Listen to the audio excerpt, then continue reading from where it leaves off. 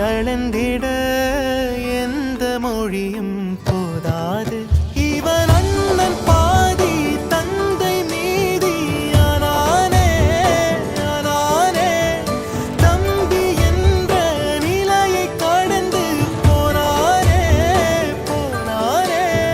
யாழி சூழ்ந்த உலகிலே யாவும் அழகாச்சே.